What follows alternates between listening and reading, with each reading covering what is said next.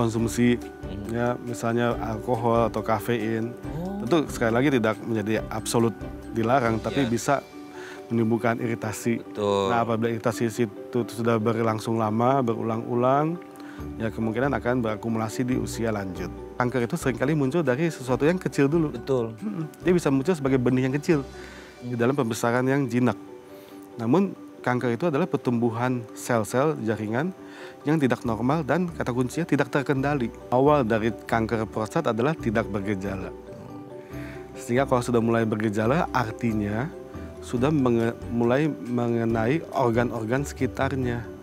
Baik kita memeriksakan diri lebih awal sebagai medical check up.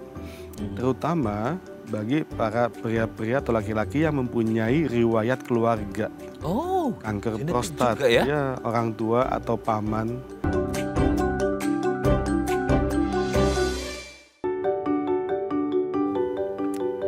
Halo pemirsa, apa kabar Anda hari ini? Senang sekali saya Raden Madlias dapat kembali menemani Anda dalam sebuah program talk show inspiratif. Ini dia Bincang Sehati. Ya pemirsa, kalau kita berbicara tentang kesehatan pria, salah satu yang menjadi concernnya banyak pria adalah terjadinya gangguan prostat. Aduh, serem banget ya. Apalagi ini katanya prevalensinya lumayan meningkat ketika mereka sudah usia 50 plus lah ya, usia-usia menjelang lansia ataupun lansia. Nah, apa aja sih yang harus kita perhatikan dengan kesehatan prostat kita? Gangguannya apa aja? Gimana cara mencegah supaya nggak terjadi gangguan kesehatan di prostat kita? Dan lain sebagainya. Kita hari ini akan mengupas tuntas seputar gangguan yang terjadi di prostat. Nah, sebelum ngomongin itu, kita akan ngomongin dulu beberapa mitos atau fakta seputar kesuburan pria. Karena kalau ngomongin prostat, ini kan erat kaitannya dengan sistem reproduksi pria gitu ya. Kesuburan pria juga bisa berpengaruh ke situ. Nah, untuk membahasnya telah hadir bersama kami di studio Bincang Sehati ada Dr. Egy Manuputi SPU, dokter spesialis urologi dari Primaya Hospital PGI Cikini. Selamat pagi Dr. Egy. Selamat pagi. Damang. Kayaknya nggak cocok ya sapaannya so Sunda. Kabar dok, sehat? Sehat. Oke dok, hari ini kita akan membahas seputar prostat. Tapi sebelum bahas itu kita bahas terlebih dahulu seputar kesehatan pria ya dok. Tentu. Faktanya yang pertama adalah katanya itu sunat bagus untuk kesehatan pria di luar konteks agama ya. Kita ngomonginnya secara medis. Apakah secara medis ini medically proven, terbukti secara medis bahwasanya sunat ini bisa baik untuk kesehatan pria, terutama kalau kita ngomongin ya kebersihan, hygiene di sekitar alat vitalnya gitu ya, apalagi juga mungkin ngomongin kesuburannya juga dan lain sebagainya. Ada nggak hubungan antara sunat dan kesehatan pria? Memang itu fakta Mas Raden. Oke. Jadi dengan kita membuang kulitnya, maka kebersihan di ujung kemaluan itu akan lebih terjaga. Dan sehingga juga mengurangi resiko terjadinya infeksi yang masuk dari situ. Dan juga beberapa studi menunjukkan bahwa juga bisa membantu mengurangi resiko kanker penis. Ya, makanya sangat baik juga hal itu. Serem banget ya dok, ada kanker penis ya. Itulah harta satu-satunya pria, kanker pula kan. Gitu makanya. Tapi kalau sebenarnya apa sih dok kondisi yang the worst skenario-nya ya? Skenario terburuk ketika kita ngomongin ketika ada laki-laki yang tidak disunat gitu ya. Ya kan nggak ngerti ya, mungkin ada pengetahuan yang mereka nggak ngerti sehingga akhirnya mereka nggak sunat lah gitu ya. Apa sih maksudnya skenario terburuk apa yang kira-kira bisa terjadi ketika mereka nggak sunat? Apakah sesimpel kayak abis pipis gitu ya? Mungkin ada sisa air urinnya yang ketinggalan di antara sela-sela itu sehingga bisa menimbulkan peradangan, infeksi dan lain sebagainya atau gimana sih? Ya, Mas Raden, jadi habis pipis perlu ditarik kulitnya untuk dicuci, dibersihkan dan dikeringkan. Sehingga tidak mengumpul sumber-sumber bakteri di situ. Nah, apabila itu dapat dilakukan dengan rajin, maka kemungkinan besar baik-baik saja. Tapi kadang-kadang kan banyak faktor. Nah, pajanan yang lama terhadap sumber-sumber infeksi tersebut dapat menyebabkan merangsang perubahan perilaku sel-sel ujung kemaluan itu. Maka kalau memang mau sederhana ya udah dibuang saja kulitnya. Oke, disunat aja lah, udah dipangkas gitu ya dok ya. Karena mungkin ya ini bukan menjadi stereotip sih. Maksudnya kebanyakan pria ketika lagi pipis, apalagi kalau di tempat umum ya dok ya, agak ribet gitu kalau harus sampai nyuci sampai kulit-kulitnya gitu ya dok ya. Sehingga bahkan kadang-kadang pun sering dok, kalau saya di toilet umum itu orang-orang tuh kayak langsung pipis selesai, langsung pergi. Nggak dicebok, nggak dilap atau apa. Bayangkan itu aja kalau kondisi disunat, nggak dibersihin bisa berisiko ya dok ya. Apalagi tidak disunat, tidak dicuci bersih gitu ya, wah bisa berakibat fatal. Maka minimal saat mandi 2 kali 3 kali sehari at least sudah bisa dibersihkan. Nah itu dia ya, jangan pula mandinya mandi bebek. Gara-gara dok lagi in a rush nih gitu ya, lagi kerja. Yang penting yang kelihatan aja bersih ya. Pokoknya harus benar-benar bersih ya. Kalau memang opsi terbaiknya adalah disunat supaya menghindari hal-hal yang tidak diinginkan. Gitu. Oke dok ya, kita lanjut yang kedua ya. Katanya berat badan bisa memengaruhi kesuburan pria. Nah sekarang itu kan banyak banget ya dok ya, pasutri, pasangan suami istri itu yang lagi promil lah seperti itu ya. Banyak kasus yang kayak entah karena ini spermanya nggak baik lah, apa segala macam gitu. Nah hubungan antara berat badan, sisi pria terutama gitu ya, itu ada hubungan dengan tingkat fertilitas seorang pria? Ya, memang apabila berat badan berlebih dapat resiko hipogonadisme namanya. Jadi sehingga dari hormonalnya kurang baik untuk membantu kesuburan pada pria tersebut. Maka kalau kita sedang promil, tentu semua faktor kita utamakan, kita upayakan untuk dioptimalisasi. Oke, jadi memang penting banget untuk cek BMI, terutama untuk si pria, dan juga tidak menutup kemungkinan untuk si wanitanya, untuk juga kalau mereka lagi program hamil gitu ya, untuk sama-sama ngecek. Nah, sama-sama mesti dioptimalisasi. Sama-sama, jangan si lakinya aja, suaminya yang suruh gini, tapi istrinya ngomil mulu gitu ya dok ya. Oke, kita lanjut yang ketiga ya dok. Lebih baik memakai boxer ketimbang celana dalam. Nah ini kan kita nggak bisa ngejudge seseorang dia pakai boxer atau celana dalam yang seperti apa, karena ini sifatnya inside gitu di dalam. Tapi kalau hubungannya dengan mungkin apa ya, kalau di rumah itu kayak ventilasi kali ya dok ya, ventilasi udara gitu ya. Pemakaian celana dalam kan sekarang tuh celana dalam ya, kita sebagai pria udah ngerti lah banyak variasinya gitu ya, antara yang bentuknya segitiga, antara bentuknya boxer celana pendek gitu ya, ada yang tipis, ada yang juga tebel, ada yang ketat, ada yang loose. Nah itu pengaruh nggak sih dok? Ya tentu pengaruh, karena kita punya biji kemaluan atau disebut testis, terletak di situ bukannya kebetulan. Maksudnya adalah supaya mempunyai ventilasi dengan suhu yang lebih rendah dari suhu tubuh kita. Karena suhu itu sangat berpengaruh terhadap fertilitas, terhadap kemampuan testis menghasilkan spermatozoa. Nah kalau kita pakai celana dalam atau celana boxer, atau pakai celana boxer tapi pakai jeans yang ketat, kan jadi nempel lagi ke badan. Suhunya jadi naik lagi sama seperti suhu tubuh kita. Oke. Jadi apakah pilihan kita, yang penting kasih ventilasi dan tidak ketat, supaya ada jarak antara tubuh dengan kedua biji testis tersebut. Oke. Jadi memang harus yang agak loose gitu ya dok ya, supaya dia tidak menempel ke badan sehingga nempel ke suhu badan. Nggak boleh, apalagi kalau makanya yang super ketat banget sehari-hari gitu ya. Kan banyak orang-orang yang mungkin lebih nyamannya gitu ya, biar nggak gondal-gandul gitu ya dok ya. Nah ini kan yang menjadi concernnya banyak orang, tapi juga harus mikirin kesehatannya ke depannya seperti itu ya dok ya. Ya apalagi iklim kita kan juga cukup panas ya, dan lembab. Nanti selain dari panasnya timbul hal lain, jamur atau apa di situ. Aduh serem banget ya dok ya, mana jamurnya nggak bisa dipanen lagi ya dok. Oke dok ya, pokoknya intinya pakai yang pas gitu ya, tidak terlalu loose banget, tidak terlalu tight banget juga gitu ya. Dari bahan pun bisa pengaruh nggak sih dok? Ya pakai bahan yang sejuk lah untuk iklim kita di sini. Atau menyerap keringat juga. Yang menyerap keringat juga ya, pakai yang sejuk, jangan pula nanti Anda kasih kipas angin di bawahnya masuk angin ke Anda ya. Oke, kita lanjut yang keempat. Radiasi HP katanya bisa menurunkan kualitas sperma. Nah, ini kalau barusan ngomongin celana dalam, ini ngomongin radiasi HP. Kan ya bahas biasanya kalau kita kan kantong celana. Ya, kantong celana. Nah, ini kan deketan banget sama si Dede gitu ya. Nah itu gimana tuh dok? Nanti ada lagi yang nanya, HP merek apa dulu nih yang ditaruh? Ya ampun dok. Kalau yang antara buah keroak sama gak buah keroak gitu kali ya bedanya, gimana dok? Jadi memang dengan teknologi HP juga saat ini, kita banyak beralih ke 4G sekarang. Dan mungkin akan segera beralih ke 5G. Nah ya, itu transmisi atau radiasinya sudah menurun banyak. Jadi dari satu hal, dari teknologi HP sendiri sudah mengurangi resiko atau pengaruh ke sana. Dan studi yang terakhir menunjukkan memang tidak berbeda bermakna antara yang menaruh di celana atau di jaket atau di tempat lain. Oke, jadi semakin berkembangnya teknologi, misal kayak sekarang menuju ke 5G, dia tingkat radiasinya lebih aman ya, lebih turun lah ya. Betul. Gitu. Karena tidak terlalu membahayakan gitu ya. Wah, jangan sampai habis ini semua pada, wah demi si Dedek saya ganti HP yang 5G gitu.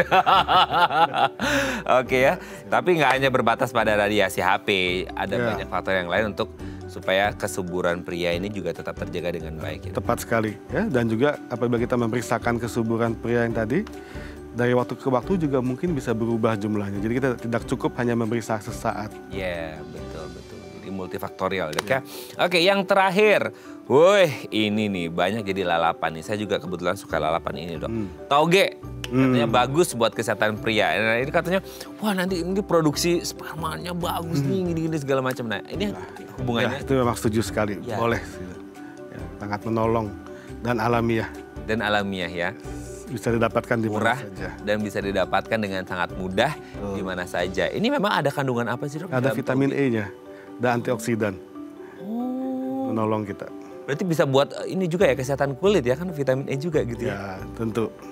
Ya, tentu kesehatan kulit juga kembali selain vitamin E perlu faktor-faktor yang lain. Tapi salah satunya ada benefit ke sana. Oke, jadi kalau ingin lebih subur, konsumsi tauge gitu ya. Tapi jangan berlebihan juga, sesuai porsinya. Karena sesuatu yang berlebihan juga nggak bagus gitu ya, dok ya. Oke, terima kasih Dokter Egy sudah terjawab mitos faktornya. Nanti kita lanjut lagi ngomongin prostat di segmen selanjutnya ya, dok ya. Baik. Oke pemirsa, kalau Anda punya pertanyaan seputar tema kita hari ini, boleh tanya-tanya di 0212903244 atau DM Instagram kami di @bincangsaat.tv. Kami akan segera kembali.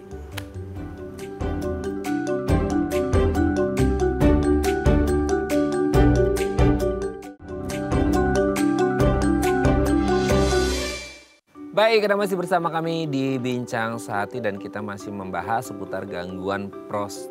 Kalau Anda punya pertanyaan seputar gangguan prostat, boleh tanya-tanya di 0212903244 atau di Instagram kami di @bincangsaati.tv. Kita masih bersama dengan Dr. Egy Manuputi SPU, dokter spesialis urologi dari Primaya Hospital PGI Cikini. Oke, dok, kita lanjut lagi.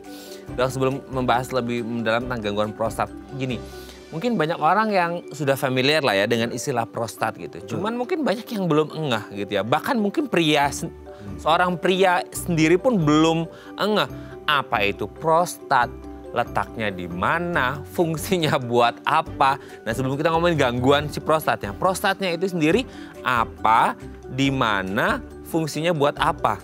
Gimana tuh? Betul. Pertama-tama Mas Raden, kita perlu mengerti bahwa prostat itu adalah organ eksklusif laki-laki. Wah, eksklusif ya, hanya laki-laki yang memiliki. Hanya laki-laki yang punya. Oke.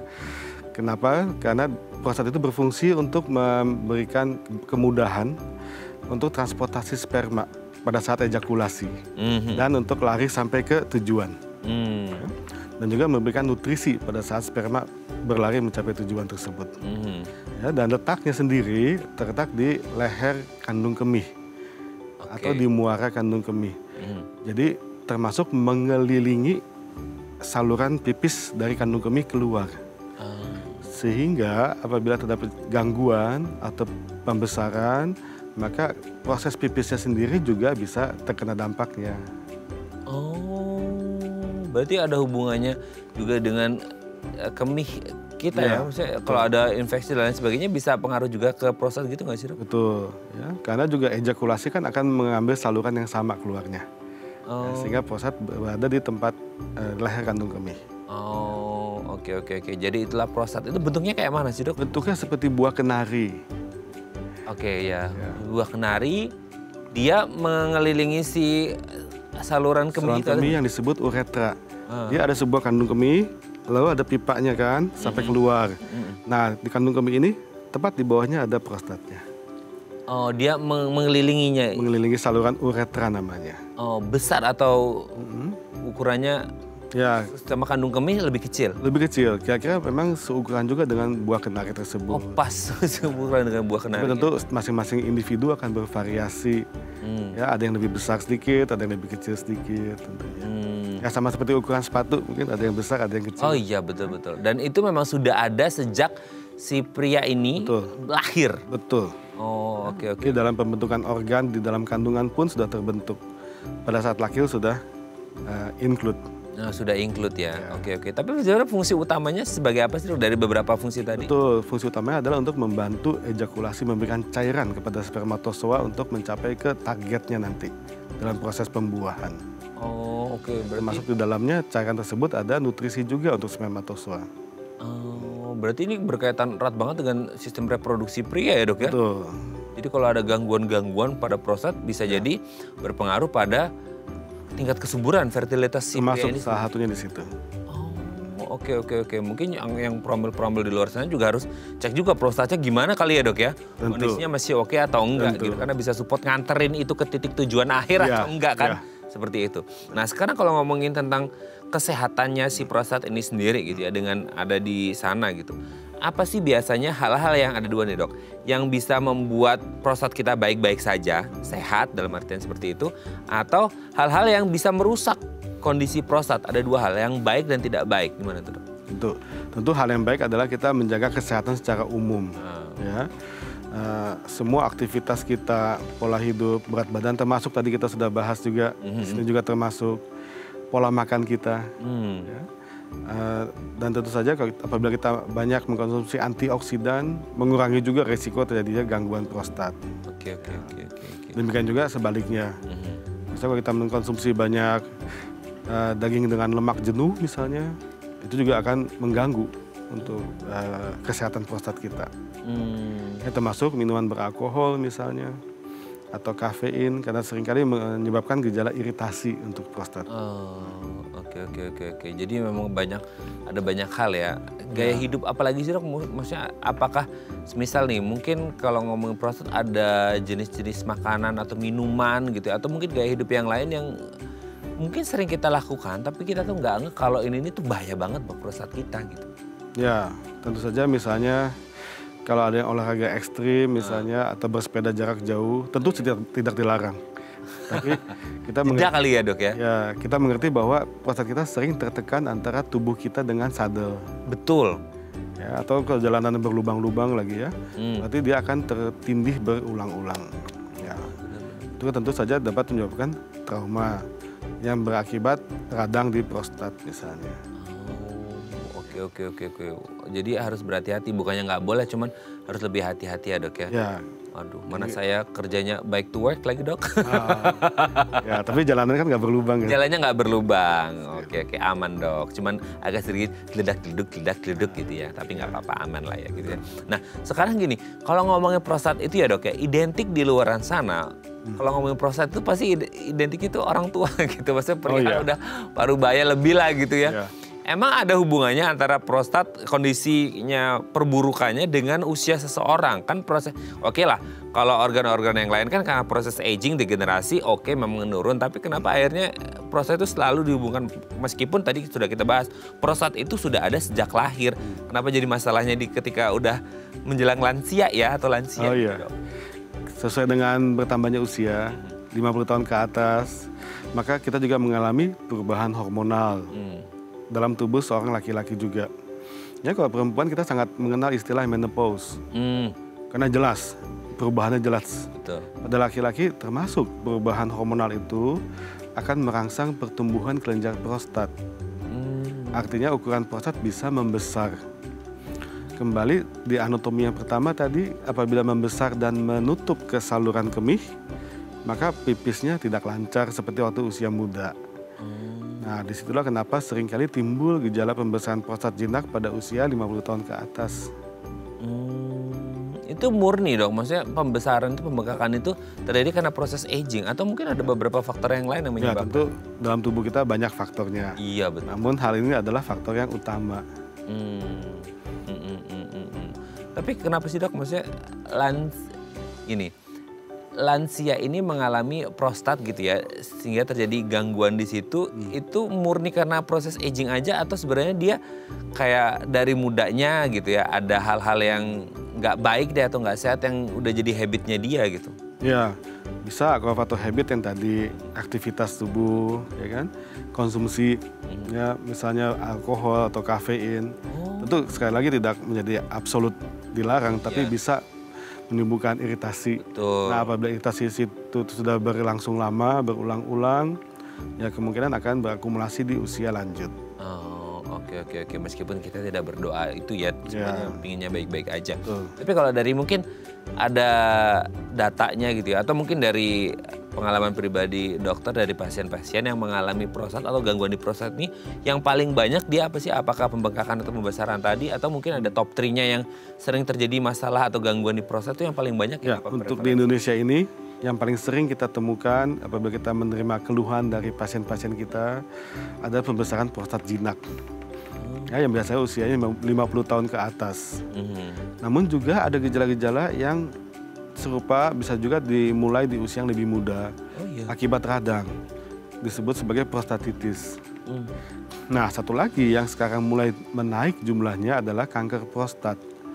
Kalau pembesaran prostat jinak tadi kan ya jelas perilakunya jinak, tapi dia membesar, menekan. Tetapi kalau kanker perilakunya berbeda tentunya. Ya, seperti kanker kita ketahui di organ lain juga. Ada sebuah pertumbuhan yang tidak terkendali dan tidak normal pada jaringan prostat. Nah, ini penata laksanaan juga akan berbeda. Oke, penanganannya seperti apa dan gejalanya ini yang mungkin harus jadi dinotis banyak orang ya dok ya. Karena mungkin kayaknya itu selama ini banyak penyakit-penyakit yang sifatnya kronik tuh orang-orang nggak kalau gejalanya itu menuju ke situ. Karena kadang-kadang kayak nyaru ya dok ya, bias dengan beberapa penyakit yang lain. Nah, untuk mengetahui gejalanya seperti apa nanti kita bahas di segmen selanjutnya ya dok ya. Tentu. Oke pemirsa, kalau Anda masih punya pertanyaan seputar tema kita hari ini boleh tanya-tanya di 021 290 3244 atau DM Instagram kami di @bincangsaatidayatv. Kami akan segera kembali.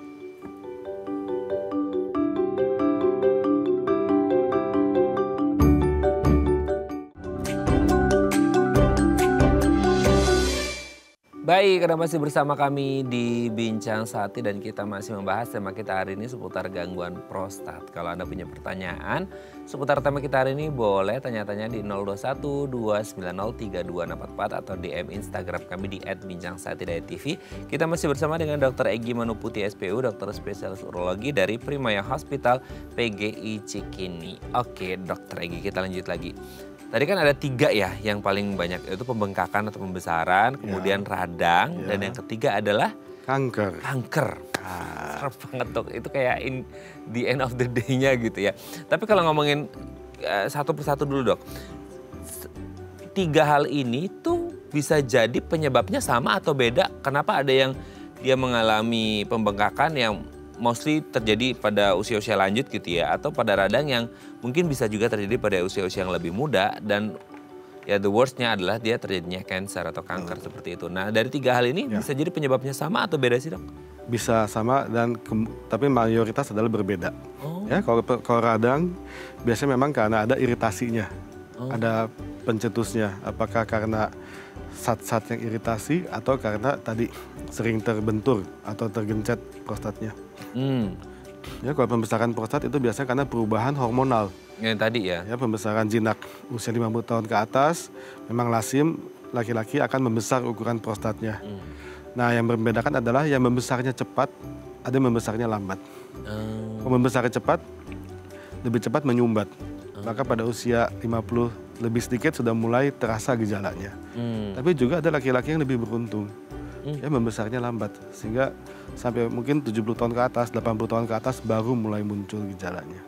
Oh, itu melambatnya karena apa? Maksudnya karena memang gaya hidup yang sehat? Belum tentu. Ya, memang bisa aja dari faktor hormonalnya tersebut. Ya, dan juga membesarnya ada yang membesar ke dalam sehingga menjepit, ada yang membesarnya keluar. Tapi salurannya tetap terbuka. Oh, tapi meskipun dia membesarnya keluar sehingga tidak menjepit saluran kemihnya, dia masuk kan dia tetap berkemihnya tetap lancar. Tapi itu kondisinya tetap tidak aman dong, karena dia membesar. Kalau pembesarannya jinak, is okay. Oh gitu. Nah, yang ketiga ini yang lebih tricky. kita harus memastikan bahwa di pembesaran tersebut tidak ada komponen yang ganasnya. Oh. Karena bisa saja dalam pembesaran prostat yang kita cerita tadi, di dalamnya ada komponen benih yang ganasnya mulai tumbuh juga. Oh. Karena gejala awalnya untuk kanker prostat belum ada gejalanya.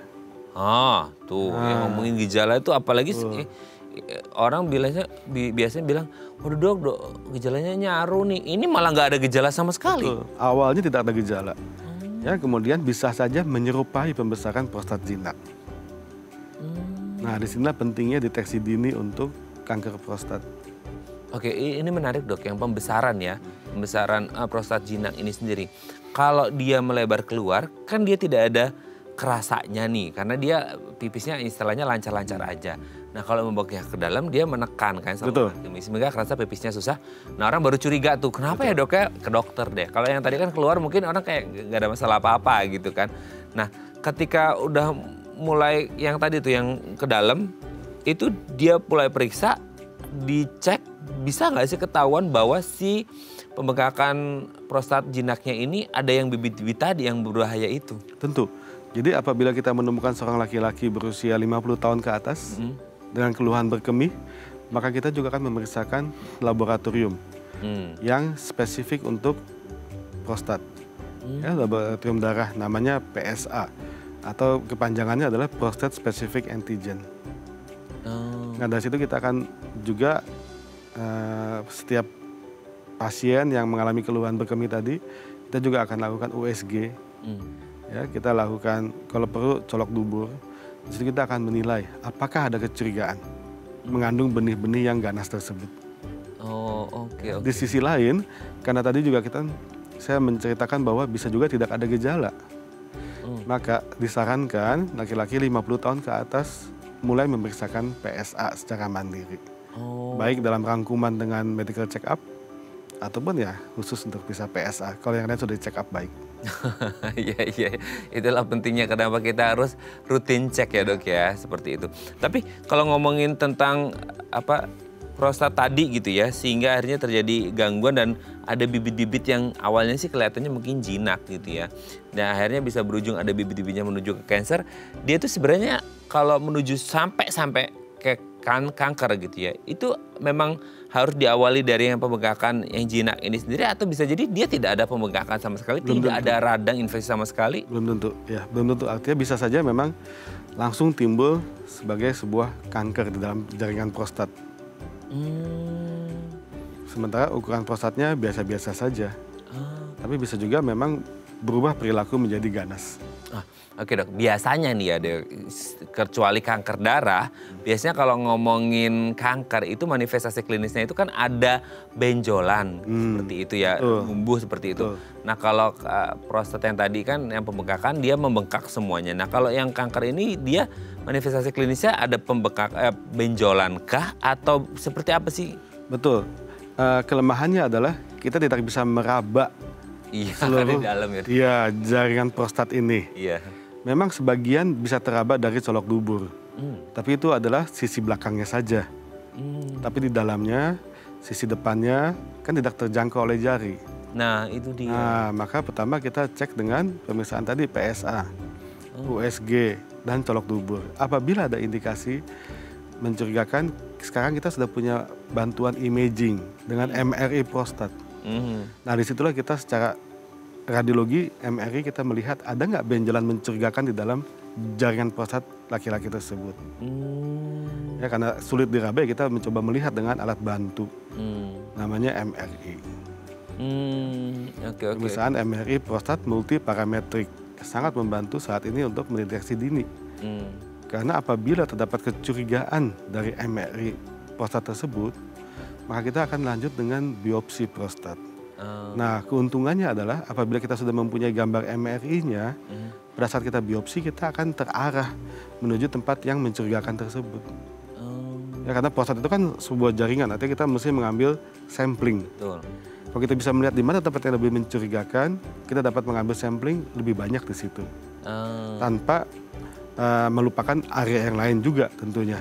Kita perlu mengambil sampling tempat lain.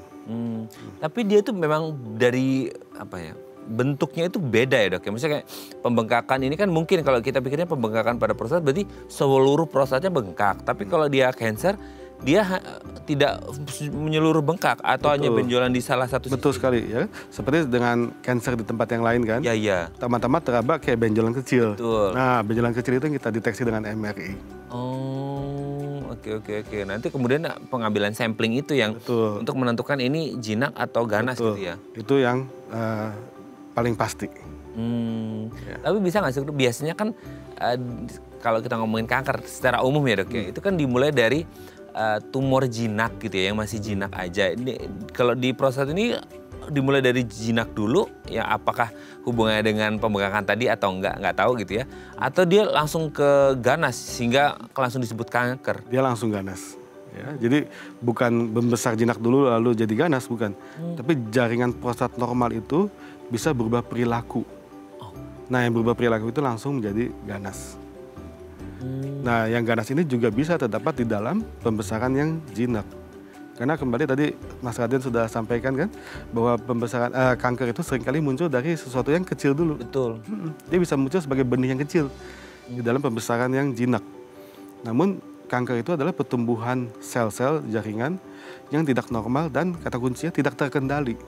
Maka pertumbuhan dia bisa lebih cepat daripada yang jinak atau yang normal di sekitarnya. Nah itu dia ya, makanya itulah pentingnya karena kan ini di dalam ya dok ya, kita nggak bisa ngelihat gitu ya apa terjadi apalagi tadi ya colok dubur pun itu hanya profesional ya, praktisi dokter aja yang bisa, kita juga nggak bisa ngecek sendiri kan seperti itu. Makanya harus benar-benar periksa screening dari awal untuk mengetahui prostatnya aman atau enggak. Nanti kita lanjut lagi ya dok ya.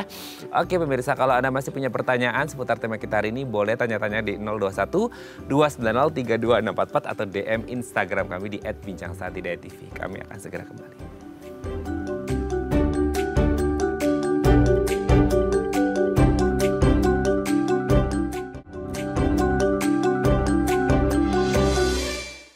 Baik, Anda masih bersama kami di Bincang Saati dan kita masih membahas tema kita hari ini seputar gangguan prostat. Kalau Anda punya pertanyaan seputar tema kita hari ini boleh tanya-tanya di 021 290 3264 atau DM Instagram kami di @bincangsaati.tv. Kita masih bersama dengan Dr. Egy Manuputi SPU, dokter spesialis urologi dari Primaya Hospital PGI Cikini. Oke dok, ini tuh tadi sebelum saya sebenarnya mau ada tanya ini dok. Yang manifestasi klinis dia benjolan dari kecil itu ya gitu ya.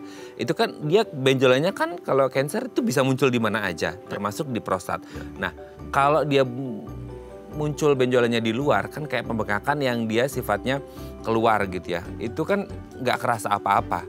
Bisa nggak sih kalau semisal si benjolan cancernya ini dia muncul dan akhirnya menekan saluran kemih? Bisa. Betul, bisa. Nah, pertanyaan yang sangat baik nih Mas Raden. Karena seringkali kalau benjolan itu sudah menekan ke saluran kemih dan terdapat gejala atau keluhan berkemih, bisa juga disertai dengan pipisnya berwarna merah. Kanker kan mudah berdarah kan? Nah biasanya itu sudah lebih lanjut stadiumnya.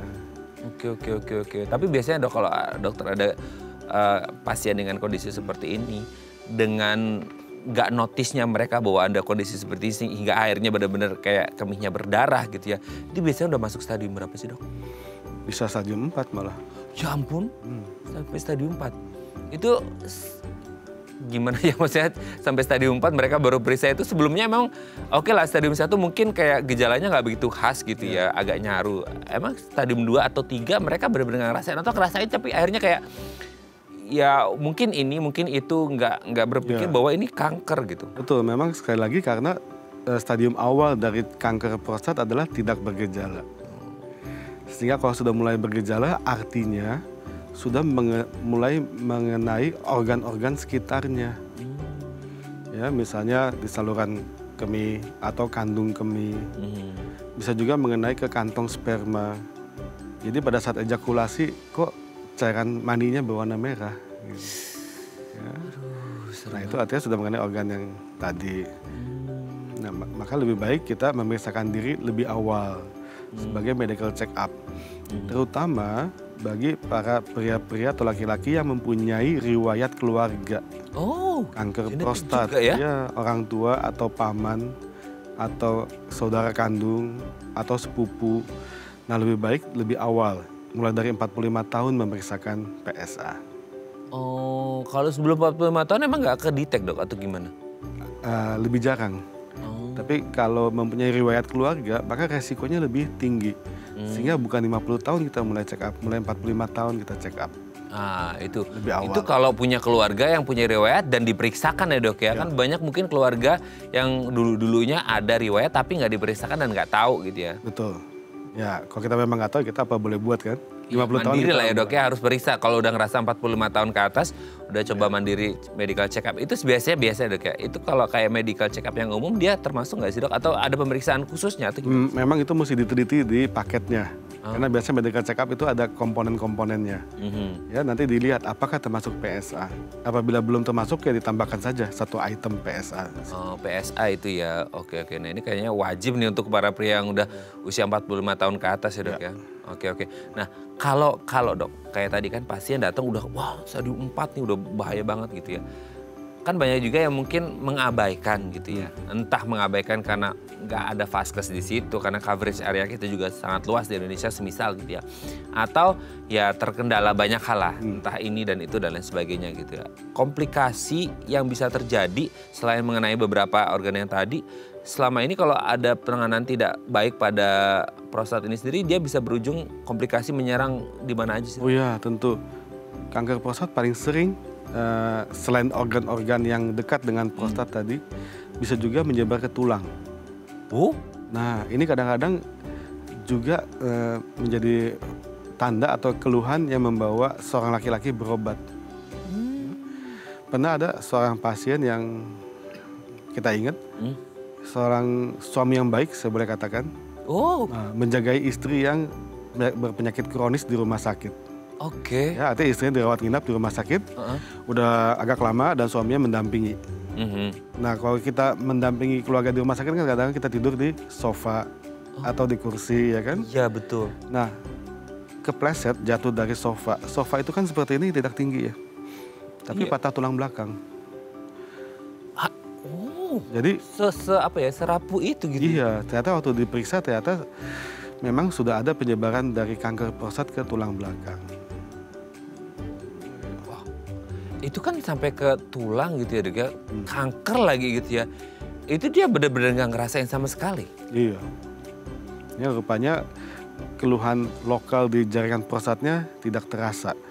Tapi pada saat patah tulang dievaluasi oleh kolega bedah tulang dan ternyata ditemukan penyebaran dari prostat.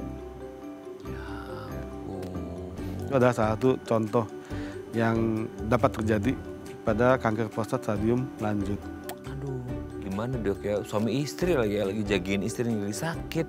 Suaminya begitu, wah investasi dari muda harus tentang kesehatan. Lebih baik kita mencegah. Betul. Oke dok, sebelum kita lanjut ini ada DM Instagram. Saya bacakan ya dok ya, ini dari Pak Taufik. Dokter nggak usah nengok dong, nanti tengkleng dong.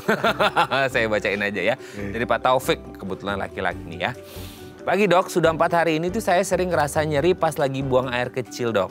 Apa ini gejalanya pembesaran prostat ya? Usia saat ini udah 59 dan punya diabetes. Terima kasih dok. Oh iya, ini nih salah satu penyakit yang kayaknya menyerang metabolisme dan akhirnya katanya bisa nyebar kemana-mana. Ini 59, punya diabetes, mungkin tipe 2 kali ya kalau ini ya, tipe 2. Gejalanya sering nyeri pas buang air kecil.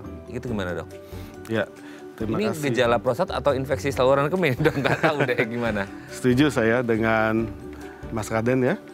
Jadi dengan gejala seperti ini, saya sangat menyarankan untuk Pak Taufik ini memeriksakan urin lengkap pertama-tama. Untuk melihat apakah ada infeksi saluran kemih atau tidak. Ya, kemudian boleh juga memeriksakan diri ke dokter untuk melihat pancaran kencingnya seperti apa, USG, dan kembali tadi pemeriksaan PSA. Karena sudah 54 tahun tadi ya. 59 tahun bahkan. Ya, jadi sudah baiknya kita check up untuk PSA, USG, urin lengkap, dan kalau ada fasilitasnya dengan pancaran kencing. Ya, pancaran kencing ini Mas Raden memang menarik. Pancaran itu kencang lambat atau jauh dekat? Kita mengukur dengan kecepatan. Ya, biasanya dengan makin cepat pipisnya otomatis akan makin jauh.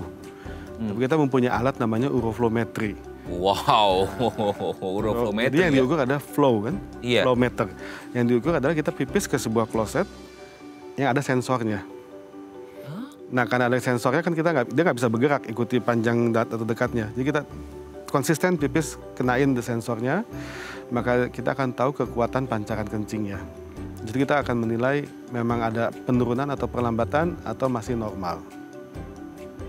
Tapi kan kalau kita pipis kan lama-lama berkurang airnya jadi gitu. Betul, nanti akan keluar grafik. Nah grafik itu Mas Raden kita akan lihat. Grafik yang normal adalah dimulai dari bawah langsung sampai ke puncak dan langsung turun lagi. Kalau kita dulu SMA sebutnya grafik parabola. Ya, itu artinya pipisnya normal. Tapi kalau pipisnya seperti rata-rata rumput di bawah, nah itu artinya ada sumbatan. Dok, ini kalau biasanya kayak gini dok, kalau ada orang yang kayak, waduh lagi beraktivitas, belum bisa pipis nih, ditahan dulu beberapa saat gitu ya. Sehingga nanti pas pipis, kan kayak udah ketumpuk banyak tuh, kayak rrrrnya banyak. Betul. Atau untuk yang kerja di kantoran dan ber-AC kan lumayan dingin, sering beberapa menit sekali atau jam dia pipis. Tapi pipisnya nggak mungkin, biasanya nggak banyak gitu, tapi sering gitu. Jadi kayak pancarannya nggak begitu jauh. Itu bisa jadi kita mengindikasi nggak sih ada hubungannya atau beda gitu? Tentu, dari proses pipisnya, dari jumlah volumenya kita akan tahu. Ini sudah optimal belum pipisnya, atau ini mungkin ketakutan sama bos jadi sering bolak-balik ke WC. Iya. Pokoknya nanti di kondisinya kalau mau diperiksa itu dengan kondisi yang normal gitu ya. Tidak ada pressure, tidak ada kondisi yang lain. Betul. Sehingga ideal nih hasilnya pun bisa valid gitu ya dok ya. Oke, semoga ini bisa menjawab pertanyaan dan Pak Taufik ya, semoga sehat selalu. Oke dok, nanti kita lanjut lagi ya di segmen terakhir. Nggak kerasa dok, segmen terakhir aja kita ya. Oke pemirsa, kami akan kembali saat lagi, tetap bersama kami di Bincang Sehati.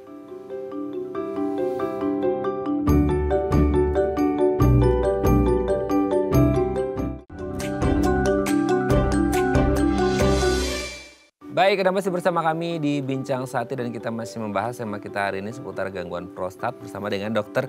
Egy Manuputi SPU, dokter spesialis urologi dari Primaya Hospital PGI Cikini. Oke dok, selain kanker yang tadi kita sempat bahas juga ada pembengkakan yang jinak tadi ya dok. Ya betul.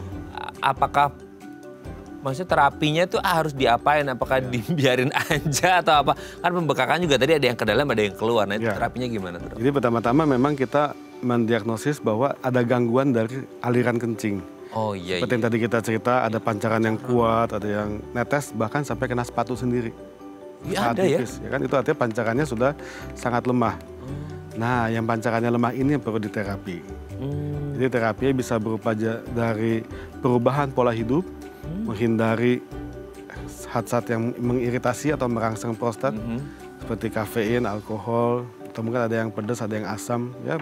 Itu memang kembali ke individu masing-masing. Itu yang lagi viral. Iya. Atau bisa juga dengan obat-obatan. Ya, apabila obat-obatan sudah menolong, kita evaluasi 3 bulan, pancarannya membaik, kita bisa lanjut dengan obat-obatan. Namun kadang-kadang ada yang dalam perjalanannya 3 bulan, 6 bulan kita kontrol, ternyata pancarannya makin lemah. Maka kita perlu mempertimbangkan tindakan intervensi. Ya, artinya kita tindakan urologi di sini. Nggak mesti disayat, nggak mesti dioperasi dibelek. Yang paling takutin dong. Tapi teknologi sekarang sudah maju. Kita bisa menggunakan teknologi laser. Itu dengan alat teropong, kita masuk ke dalam kandung kemih, prostatnya kita laser, kita kecilkan. Lalu jaringan prostatnya kita bawa keluar.